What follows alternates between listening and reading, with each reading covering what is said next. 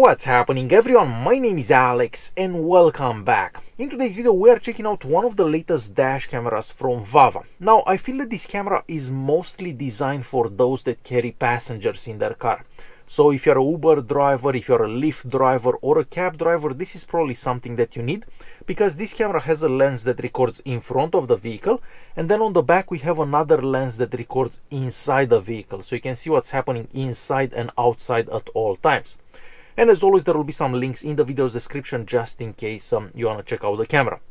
Like most modern dash cameras, we also have Wi-Fi connectivity, so the camera makes a Wi-Fi network. You would connect to that Wi-Fi network with your smartphone and you can control the camera from your smartphone. And of course, the app for it is available on iOS and Android.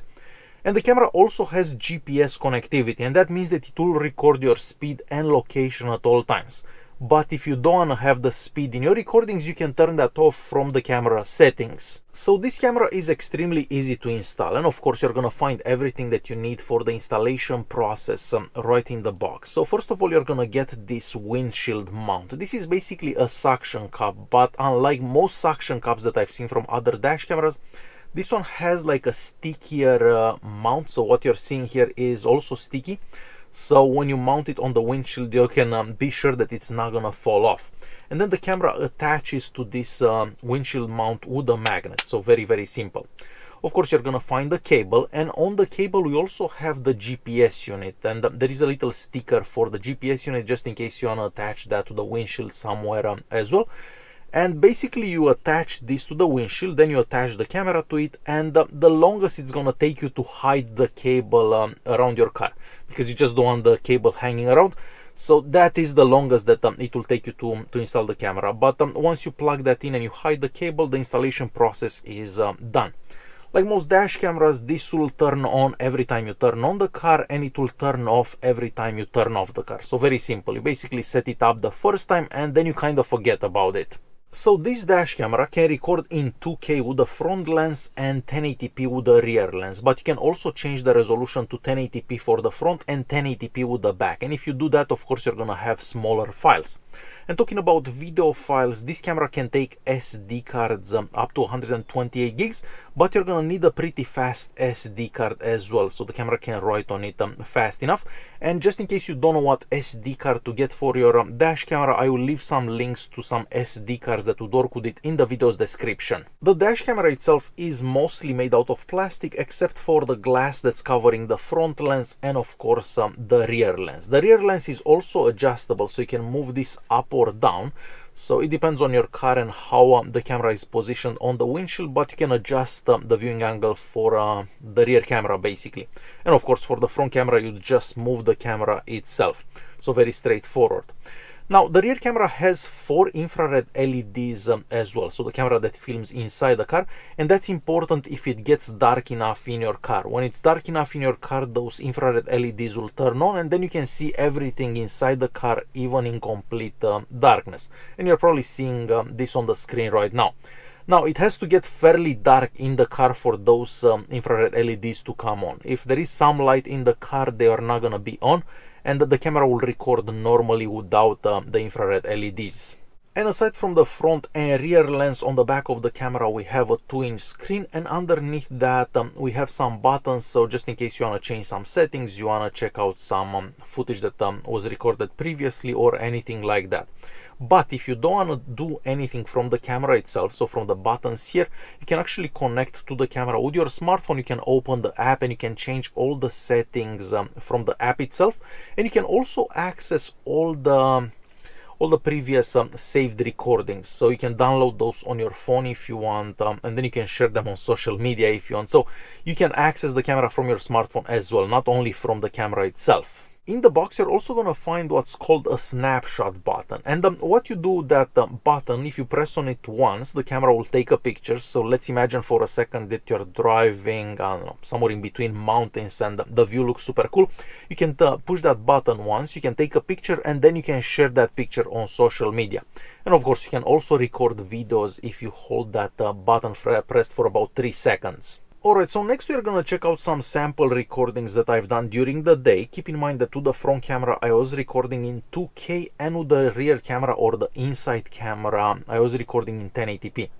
So let's watch those daytime recordings that I've done, and then we'll come back so we can talk about them. Să nu mai zic că condurile alea de... Da, eu mă uitam la un blog, probabil că nu se băga e-mail la trei.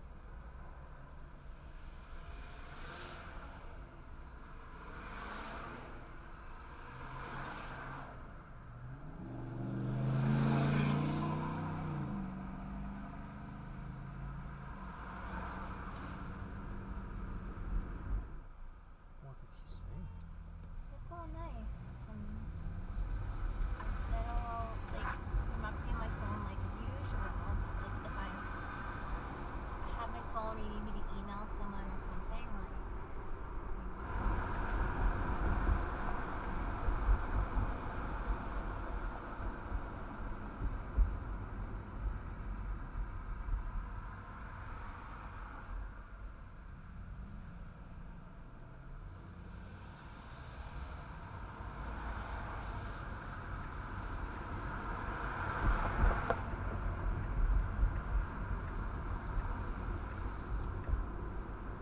Like quickly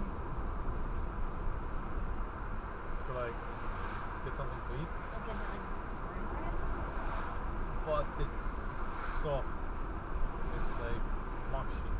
Like it's hard to explain.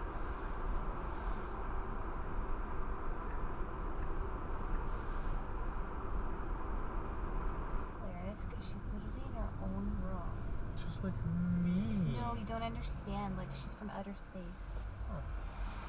She'd be like, you've never had this? Oh my goodness, you have. We're going in here? Wow, there's no one here. This is amazing. No? Yeah. Oh, that's why. Oh. Entry. Oh. De la Lake Louise e un hike de o oră până la un tea house. Așa. De fapt sunt două tea house-uri, dar celălalt e la vreo 2 ore jumate. Care e ok, dacă mergem la 10 dimineața. And as you've seen for yourself, the daytime recordings look great from the front and the inside camera. Not to mention that you can also hear the sound really good from the inside conversations. So that's also good. So you can know what the conversation was inside the car about, basically. The footage from the front-facing camera, you can also zoom in a bit since we are recording in 2K. So if a car is somewhere further away, you can still zoom in a bit and you can still see that license plate. But of course, it really depends how far that car is, because it's the same with your eyes. I mean, you can see that car there, but you're not going to be able to see the license plate because the car is just too far away. But overall, I am happy with the daytime recordings that we got from the front and the inside camera. Next, we are moving on to checking out some recordings that I've done at night with the front and the rear once again. And for the front camera, I've done 2K recordings. As for the back camera, I've done 1080p. So let's check out those recordings and I will be right back.